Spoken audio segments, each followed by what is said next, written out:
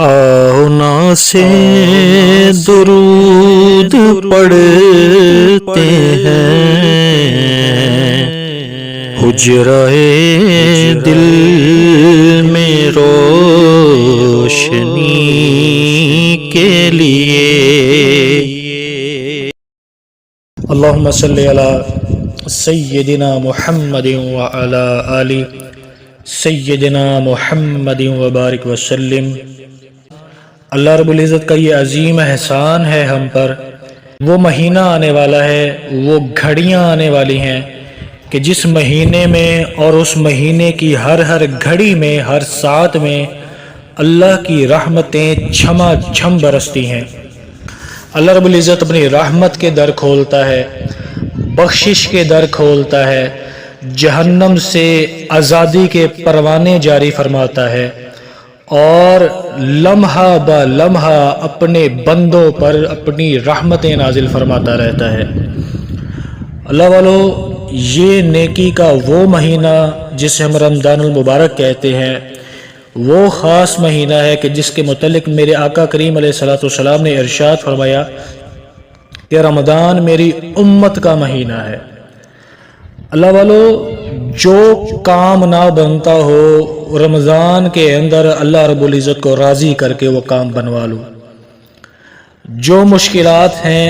جو مصائب ہیں، جو تکالیف ہیں، جو پریشانیاں ہیں، یہ ایسا مبارک مہینہ ہے کہ اللہ کی رحمتیں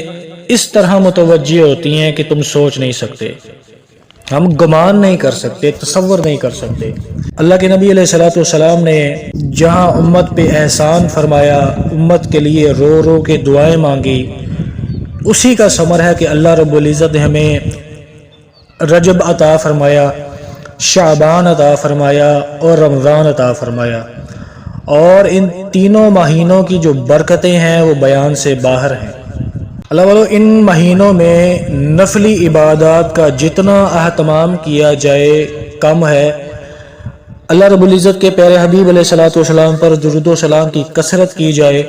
نوافل کی کثرت کی جائے۔ اللہ رب العزت نے ارشاد فرمایا کہ اے ایمان والو، نماز اور صبر سے مدد مانگو۔ اللہ والو، نماز گناہوں سے روکتی ہے۔ اللہ رب العزت نے قرآن پاک کے اندر ارشاد فرمایا اور ہمیں یہ بات پتہ چل گئی کہ نماز جو ہے اللہ رب العزت کا ایسا خاص ذکر ہے جس کے ذریعے گناہوں سے معافی ملتی ہے اور گندے اثرات زائل ہو جاتے ہیں۔ اور اللہ رب العزت نے قرآن مجید میں ارشاد فرمایا اور نماز قائم رکھو دن کے دونوں کناروں اور کچھ رات کے حصوں میں، بے شک نیکیاں برائیوں کو مٹا دیتی ہیں۔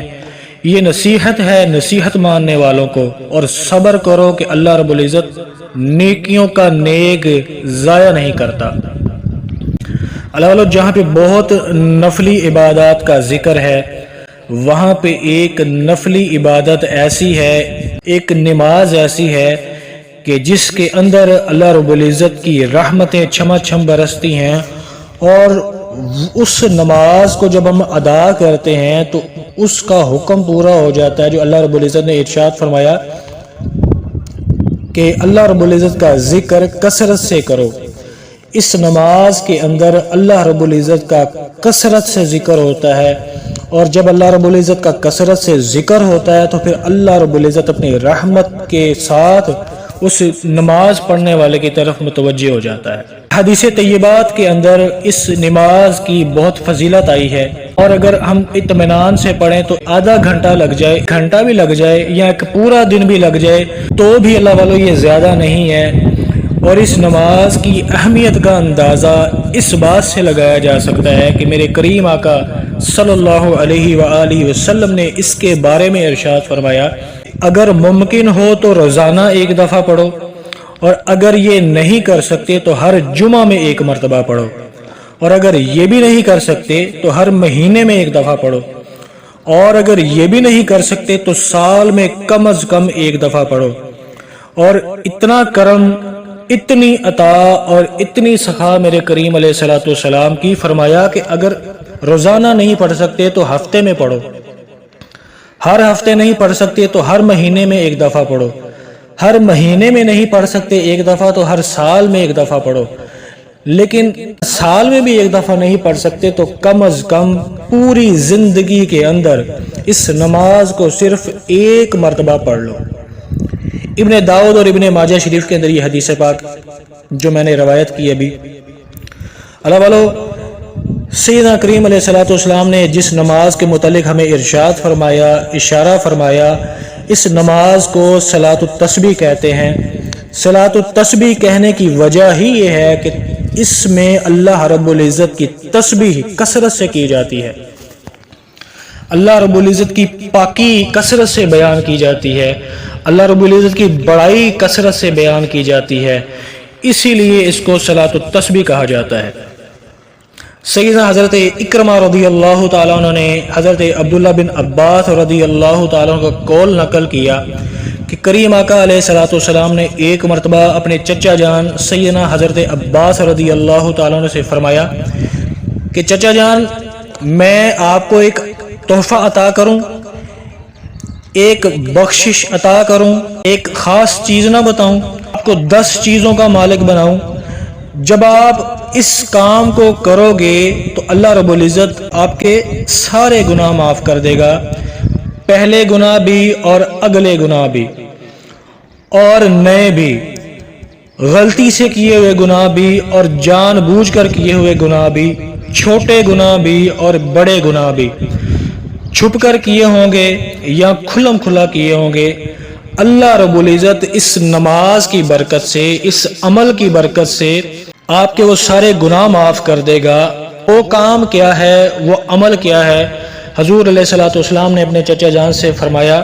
کہ 4 رکعت نماز صلاۃ التسبیح کی نیت کریں اور پھر نماز کا بقیہ طریقہ ارشاد فرمایا۔ طبرانی کی روایت میں یہ بھی ہے کہ اللہ رب العزت کے پیارے حبیب علیہ الصلوۃ والسلام نے ارشاد فرمایا، اگر تیرے گناہ سمندر کی جھاگ کے برابر بھی ہوں یا ریت کے ذرات کے برابر بھی ہوں تو اللہ رب العزت سب کے سب گناہ معاف کر دے گا۔ اللہ والو، حضور علیہ الصلوۃ والسلام نے اس نماز کی کتنی زیادہ اہمیت بتائی ہے اور اس نماز کی کتنی زیادہ فضیلت ہے، یہ بھی معلوم ہو گیا۔ یہ وہ نماز ہے جس کے پڑھنے کی برکت سے 10 قسم کے گناہ معاف ہو جاتے ہیں، چاہے وہ گناہ سابقہ ہوں،